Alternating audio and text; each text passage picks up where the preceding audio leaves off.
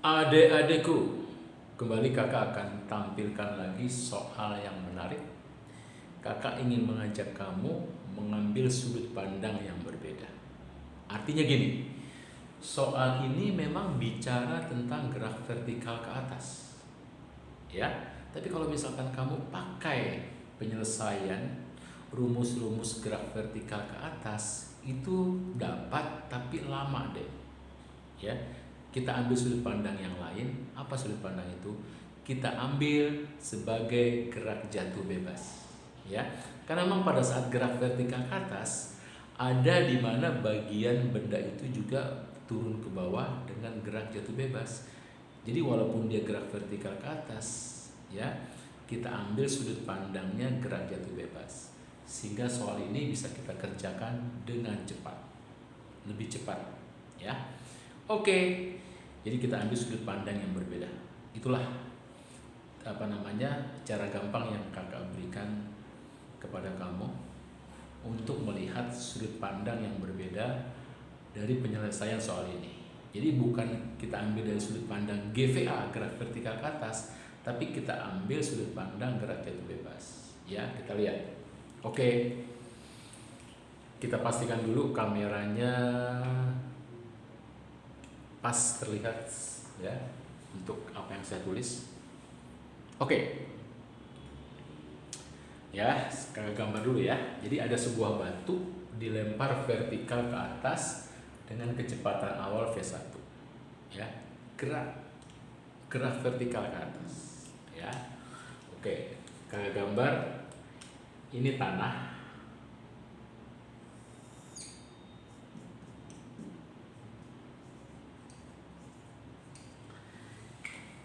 ini batu. Batu itu kakak anggap benda pertama, batu. Dilempar vertikal ke atas dengan kecepatan V1. Jadi kecepatan awal benda satunya adalah V1. Oke ya. Melakukan lintasan dia. Lihat, bergerak ke atas.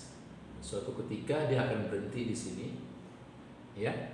Benda satu, dia akan turun dengan gerak jatuh bebas, ya, gerak jatuh bebas. Jadi ini gerak vertikal ke atas, ini gerak jatuh bebasnya. Oke, itu yang pertama ya. Nah, kemudian apa? Saat batu berada di titik tertinggi, sebuah bola dilemparkan juga ke atas dari tanah dengan kecepatan awal V2. Oke ya, jadi ada bola. Kakak bikin benda kedua bola. Jadi ketika batunya berada di titik tertinggi, ya, saat dia mau turun dia naik, ya, bolanya dengan kecepatan V2. Berarti kecepatan awal benda 2-nya adalah V2. Perhatikan, ya, dia juga akan melakukan gerak vertikal ke atas sampai akhirnya dia berhenti, kemudian dia turun melakukan gerak jatuh bebas. Oke ya, yuk kita lihat dulu apakah muat. Oke, perlu kita geser, perlu kita geser. Nah, gitu ya. Nah, yang perlu diperhatikan ini deh. Ya, jadi saat batu berada di titik tertinggi, sebuah bola dilemparkan juga ke atas dari tanah dengan kecepatan. Ternyata batu dan bola menyentuh tanah bersamaan. Jadi gini, ya, ketika batu ini berada di titik tertinggi, dia turun ke bawah. Saat itu, pada saat dia turun ke bawah, bolanya dilempar ke atas. Kemudian dia kata jatuh bersama-sama. Nah, gitu ya. Itu artinya apa? Waktu yang diperlukan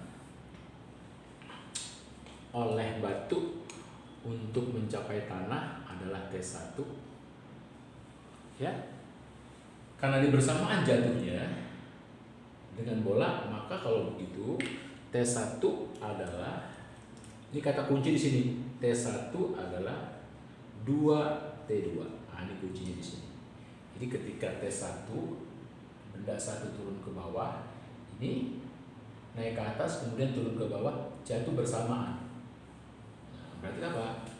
Ini ke atas T2, ke bawah pun T2. Nah, sehingga kalau begitu, karena dia jatuh bersamaan sampai di tanah bersamaan, maka T1 sama dengan 2T2.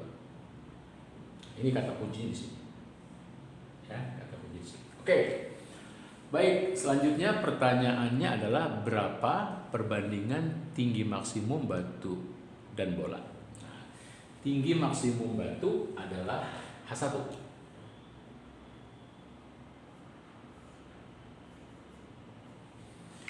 Tinggi maksimum bola adalah H2. Oke. Pertanyaannya itu tadi ya. Oke, kita lihat dulu apakah muat. Oke, nah harus kita geser. Nah, pertanyaannya ternyata adalah berapa perbandingan? Ya, pertanyaannya adalah berapa perbandingan ketinggian maksimum yang dicapai batu dibandingkan dengan ketinggian maksimum yang dicapai bola. Oke, ya. Lihat, kalau kita memakai rumusan gerak vertikal ke atas, seperti kakak bilang tadi, itu cukup lama. Makanya kita ambil sudut pandang yang lain, yaitu kita ambil batu dan bola itu sebagai gerak jatuh bebas. Jadi kita ambil bagian yang ininya. Nah, kalau dia gerak jatuh bebas, rumusannya menjadi sederhana adik-adikku semuanya ya. Oke, kita lihat rumusannya gini. Ya, untuk benda satu atau batu, rumusannya gini deh. H1 sama dengan setengah G T1 kuadrat. Nah, gitu ya. Oke, sementara H2 ini H2 deh. H2 sama dengan setengah G T2 kuadrat. Nah, kita dapatkan dua rumus itu. Setelah itu kita apain? Kita bandingkan saja. Kita bandingkan ya. Ini kita bandingkan H1 banding H2. Ini H1 banding H2 ini, lalu bagian ini kita bandingkan lagi. Nah, kita bandingkan. Sehingga kita lihat kan ada bagian yang sama itu kita coret. Ya, kita buang nih coret sama. Ya. Maka yang tersisa adalah ini. Ya, yang tersisa adalah H1 banding H2 sama dengan ini kuadratnya kita satukan. Oke, lalu kita masukkan ini T1, ini T2. Oke ya? Oke? Jelas adikku?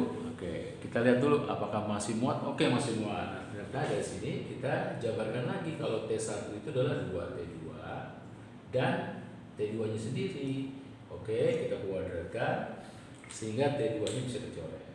Hasil akhirnya adalah 4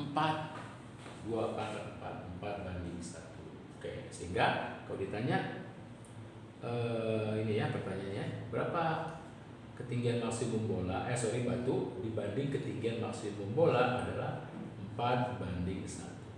Oke.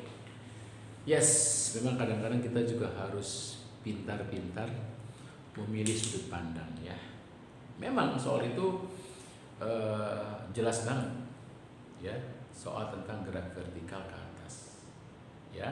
Tapi seperti kakak bilang tadi, kalau kamu mengerjakan pakai rumus-rumus gerak vertikal ke atas, ketemu tapi lama. Nah, makanya kita ambil sudut pandang yang lain. Sudut pandang apa? Gerak jatuh bebas gitu ya. Karena ketika benda bergerak ke atas, ya kan? Benda dilempar ke atas, dia pasti akan jatuh ke bawah. Jadi bagian yang jatuh ke bawah itulah yang kita pakai untuk menyelesaikan soal ini, sehingga soal itu jadi lebih mudah dikerjakan. Oke, segitu dulu adik-adikku, semoga bermanfaat. Bye.